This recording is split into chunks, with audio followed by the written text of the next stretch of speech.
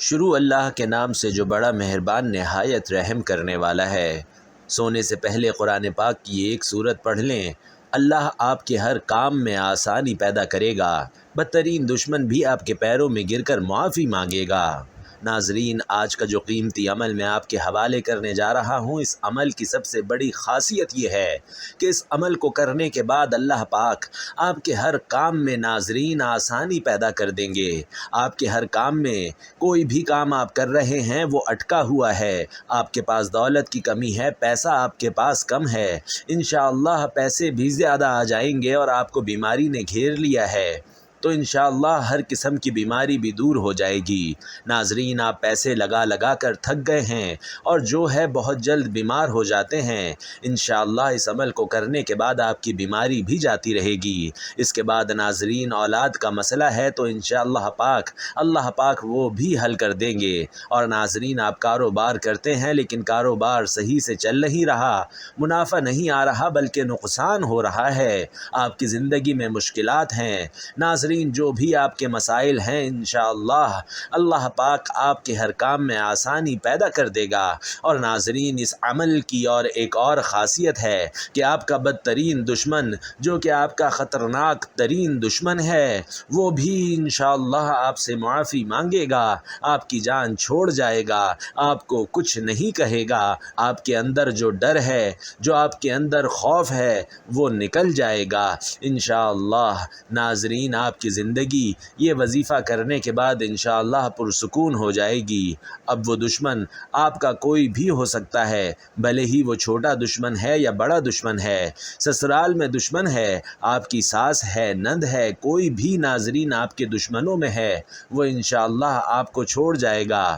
ناظرین، کوئی مردوں کا دشمن ہے، کیونکہ مرد مالی معاملات بھی کرتے ہیں، لوگوں کے ساتھ لین دین بھی کرتے ہیں، باہر ان کا آنا جانا لگا رہتا ہے، کسی سے جھگڑا ہو جاتا ہے، کسی بھی قسم کا آپ کا دشمن ہوگا تو انشاءاللہ ناظرین وہ دشمن آپ کی جان چھوڑ جائے گا اور ذلیل و خوار ہوگا۔ ناظرین، اس عمل کی برکت سے آپ کا دشمن آپ کو کچھ نہ کہہ سکے گا۔ ناظرین، اس عمل کی برکت سے آپ کا دشمن آپ کو کوئی نقصان نہ پہنچا سکے گا۔ اکثر ایسا ہوتا ہے کہ آپ کے دشمن گھر میں ہی ہوتے ہیں لیکن آپ کو پتہ نہیں ہوتا، وہ اندر ہی اندر آپ کی جڑیں کاٹ رہے ہوتے ہیں۔ تو ناظرین، وہ بھی جو منافقت والے دشمن ہیں، انشاءاللہ اللہ پاک آپ کو ان کے شر سے بھی محفوظ رکھے گا۔ بس آپ سے درخواست ہے کہ ویڈیو شروع کرنے سے پہلے کمنٹ باکس میں یا اللہ یا رحمان یا رحیم ضرور مینشن کر دیں۔ ناظرین، اللہ پاک کے حکم سے یہ قرآن پاک کی ناظرین ایک سورت ہے، سورۃ الاخلاص۔ اس میں اللہ تعالیٰ کی وحدانیت بیان کی ہوئی ہے۔ یہ بہت ہی خاص عمل ہے، اگر آپ نے اچھی طرح سے اس عمل کو کر لیا تو انشاءاللہ اللہ پاک آپ کے ہر کام میں آسانی پیدا کر دیں گے اور آپ کا دشمن چھوٹ جائے گا۔ ناظرین، آپ کو کبھی بھی آپ کا دشمن تکلیف نہ پہنچا سکے گا۔ رسول اللہ صلی اللہ علیہ وسلم نے فرمایا کہ قرآن کی ایک سورت تمہیں اور تمہاری اولادوں کو بادشاہ بنا دے گی۔ جو شخص اس سورت کا وظیفہ کرے گا وہ دنیا اور آخرت کے خزانے کو حاصل کر لے گا انشاءاللہ۔ محترم ناظرین، آج ہم آپ کو ایک بہت ہی طاقتور وظیفہ بتانے والے ہیں جسے کرنے سے آپ اور آپ کی اولاد انشاءاللہ بادشاہ بن جائے گی اور آپ غیبی خزانے حاصل کریں گے۔ فرمان مصطفیٰ صلی اللہ علیہ وسلم ہے کہ جس نے قرآن مجید کی ایک آیت یا دین کی کوئی سنت سکھائی، قیامت کے دن اللہ تعالیٰ اس کے لیے ایسا ثواب تیار فرمائے گا کہ اس سے بہتر ثواب کسی کے لیے بھی نہ ہوگا۔ سبحان اللہ۔ حضرت زید بن ارقم رضی اللہ تعالیٰ عنہ روایت کرتے ہیں کہ ایک دن حضور علیہ السلام ہمیں خطبہ دینے کے لیے مکہ اور مدینہ کے درمیان اس تالاب پر کھڑے ہوئے جسے خم کہتے ہیں۔ آپ علیہ السلام نے اللہ تعالیٰ کی حمد و ثنا کے بعد بیان فرمایا، میں تم میں دو عظیم چیزیں چھوڑ کر جا رہا ہوں، ان میں سے پہلی اللہ تعالیٰ کی کتاب ہے جس میں ہدایت اور نور ہے، اللہ تعالیٰ کی کتاب پر عمل کرو اور اسے مضبوطی سے تھام لو۔ پھر آپ علیہ السلام نے کتاب اللہ کے احکامات پر عمل کرنے پر ہمیں ابھارا اور اس کی ترغیب دلائی، اور پھر فرمایا کہ دوسری چیز میرے اہل بیت ہیں، میں تمہیں اپنے اہل بیت کے متعلق اللہ سے ڈرا ڈراتا ہوں، میں تمہیں اپنے اہل بیت کے متعلق اللہ سے ڈراتا ہوں، میں تمہیں اپنے اہل بیت کے متعلق اللہ سے ڈراتا ہوں۔ ناظرین کرام، انشاءاللہ اس سورت کو پڑھنے سے، اس کی تلاوت کرنے سے آپ جو بھی بات منہ سے نکالیں گے، اللہ پاک سے جو کچھ مانگیں گے، اللہ پاک آپ کی ہر جائز خواہش اور حاجت کو پورا فرمائیں گے۔ ناظرین، انسانی زندگی کا اصل مقصد صرف اور صرف انسانوں کی خدمت کرنا ہے۔ اسی سے بندے کو رب مل جاتا ہے اور رب تعالیٰ کی رضا کے ساتھ انسان کی دعائیں بھی حاصل ہو جاتی ہیں، اور یہی دعا بندے کو رب کی رضا دلوا دیتی ہے۔ جیسا کہ آپ سب جانتے ہیں کہ تمنائیں اور آرزوئیں ہر انسان کے اندر بستی ہیں، اور ہر انسان کوئی نہ کوئی خواہش لے کر اپنی زندگی گزار رہا ہوتا ہے۔ جیسا کہ آپ سب کو پتہ ہے کہ کوئی انسان چاہتا ہے کہ وہ دولت مند ہو جائے، کوئی چاہتا ہے کہ اس کے پاس گاڑی بنگلہ آ جائے، کوئی اپنی پسند کی شادی کرنا چاہتا ہے، تو کوئی اپنی محبت کو لے کے اس وجہ سے پریشان ہے کہ اس کی محبت اسے مل جائے۔ یعنی کہ ہر انسان کسی نہ کسی آرزو میں ضرور مبتلا ہے۔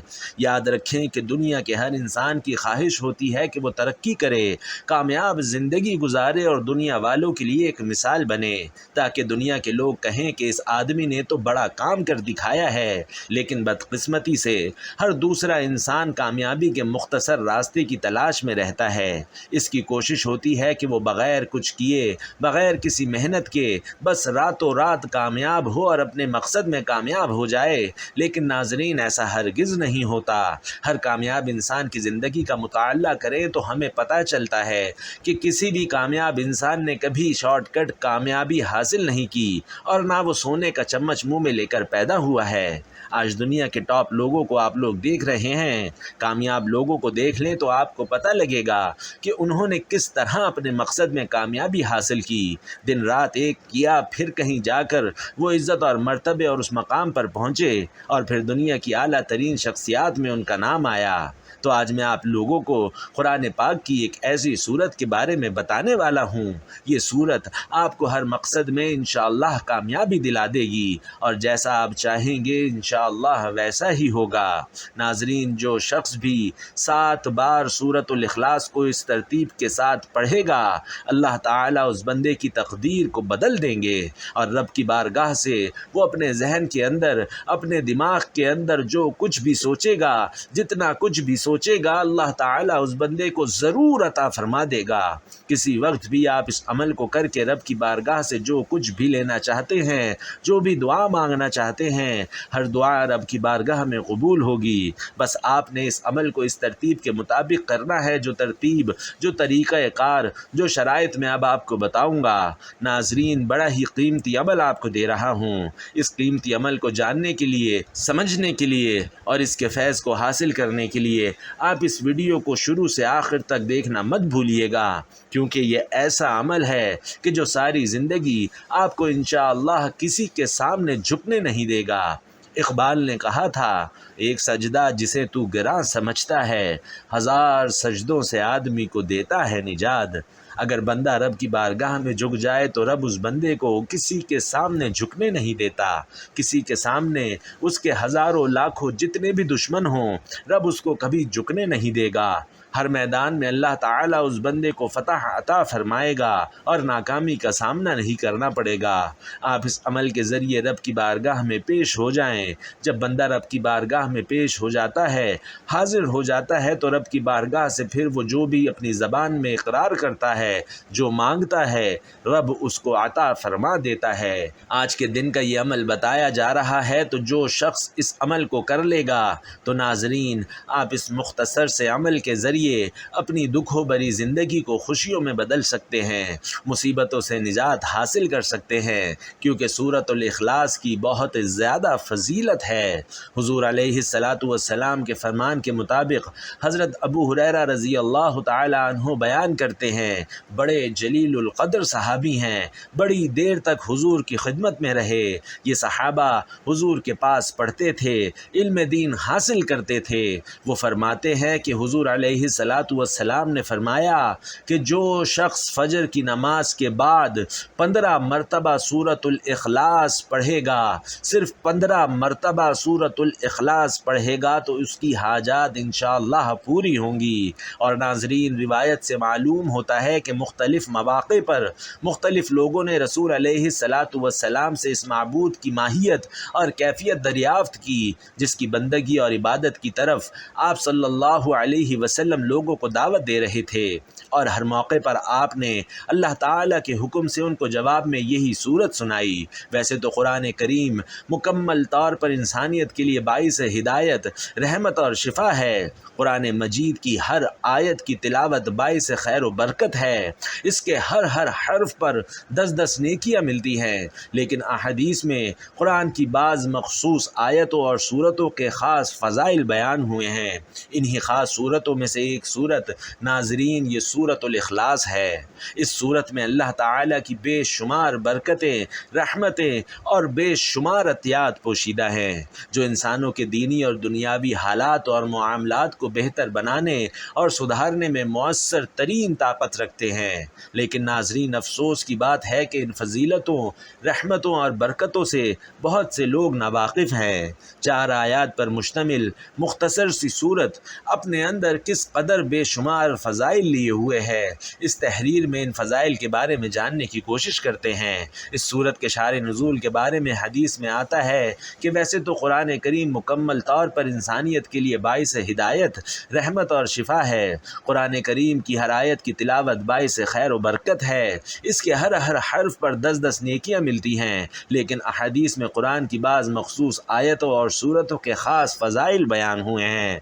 इन्हीं ख़ास सूरतों में से एक सूरत सूरतुल इखलास है। इस सूरत में अल्लाह ताला की बेशुमार बरकतें, रहमतें और बेशुमार अतियात पोशीदा हैं जो इंसानों के दीनी और दुनियावी मामलात और हालात को बेहतर बनाने और सुधारने में मौसर ताकत रखते हैं। नाज़रीन, इस सूरत के शान नुज़ूल के बारे में हदीसों में आता है कि मुशरिकीन ने नबी अलैहिस्सलातु वस्सलाम से कहा कि अपने रब के औसाफ तो बयान करें, तो अल्लाह ताला ने ये सूरत नाजिल कर दी। इसकी तफसील कुछ इस तरह है, कुल हुवल्लाह, जब हम कहते हैं कि वो अल्लाह है, इसका मतलब है कि वो हकीकी माबूद है और उसके सिवा कोई और इबादत का मुस्तहिक नहीं है। और जब हम कहते हैं हुवल्लाह आहद, अल्लाह एक है, तो नाज़रीन इसका मतलब ये है कि हम सिर्फ़ एक अल्लाह की इबादत करते हैं और उसके साथ किसी और की इबादत नहीं करते। नाज़रीन, यही तौहीद अलूहियत है, यही तौहीद रब्बूबियत और तौहीद अस्मा व सिफ़ात है। नाज़रीन, तौहीद की ये दोनों किस्में आयत अल्लाह समद में मौजूद हैं, यानी अल्लाह बेनियाज़ है। इसका मतलब है कि अल्लाह ताला अपनी मखलूक़ात में से किसी का मोहताज नहीं है, बल्कि वो अपनी सिफ़ात में कामिल है। ऐसा कामिल कि तमाम मखलूक़ात उसकी मोहताज है, लेकिन वो किसी का मोहताज नहीं, क्योंकि वही रब है और जिसकी तरफ तमाम मखलूक अपनी ख्वाहिशात और ज़रूरियात की तकमील के लिए रुजू करती है। बस जहाँ सारी दुनिया अपनी ज़रूरियात की तकमील के लिए अल्लाह पर मुनहसिर है, वहीं वो किसी का मोहताज नहीं, और इसी को तौहीद रब्बूबियत और तौहीद अस्मा व सिफ़ात कहते हैं। लफ्ज़ अहद और समद ये दोनों अल्लाह ताला के दो नाम हैं जो पूरे कुरान में कहीं दूसरे मकाम पर ज़िक्र नहीं हुए। और नाज़रीन, ये ऐसे बाबरकत नाम हैं कि आपसे दरख्वास्त है कि कमेंट बॉक्स में, और ये दो ऐसे नाम हैं जो सारे अस्मा व सिफ़ात के अक़ीदे की बुनियाद हैं, अगर आप भी कमेंट बॉक्स में ये दो नाम लिख दें तो अल्लाह से दुआ है कि वो भी आपकी तमाम जायज़ हाजात व ख्वाहिशात को पूरा फरमा दे। नाज़रीन, आहद का मानी अकेला और यकता, यानी अल्लाह ताला रहमान होने में, रहीम होने में, आलिमुल गैब होने में, रज़्ज़ाक़ होने में और हय्यु क़य्यूम होने में, यानी सारे नामों में अकेला और यकता है। लफ्ज़ अस-समद में कमाल का मानी है, यानी ऐसा सरदार जो अपनी सरदारी में कामिल है, किसी किस्म का कोई नुक्स और कमी नहीं है, यानी अल्लाह ताला रहमान होने में, रहीम होने में, आलिमुल गैब होने में, रज़्ज़ाक़ होने में, हय्यु क़य्यूम होने में, यानी तमाम तर सिफ़ात में कामिल है।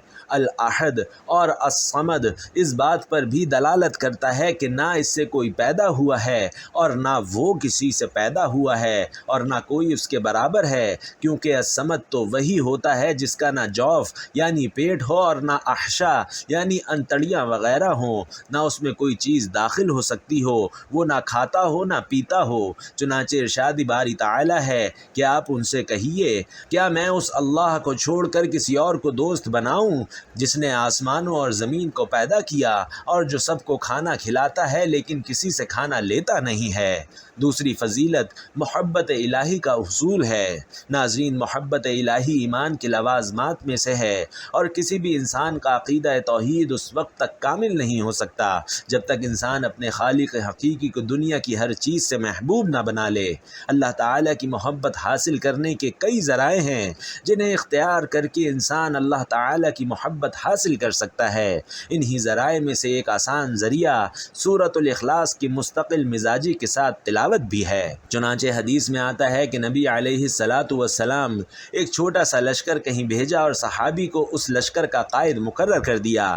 جب وہ لشکر واپس پہنچا تو انہوں نے کہا، حضور علیہ الصلاۃ والسلام نے ہم پر جس شخص کو سردار بنایا تھا وہ ہر نماز کی قرأت کے خاتمے پر سورۃ الاحد پڑھا کرتا تھا، یعنی قل هو اللہ احد پڑھا کرتا تھا۔